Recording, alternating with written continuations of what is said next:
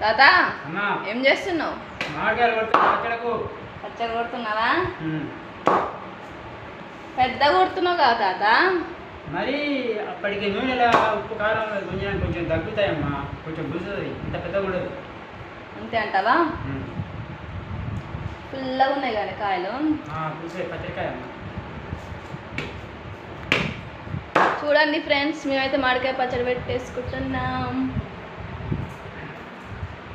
Hi అక్కలు చెల్లెళ్ళు అందరూ పచ్చడి పెట్టుకుండ్రి.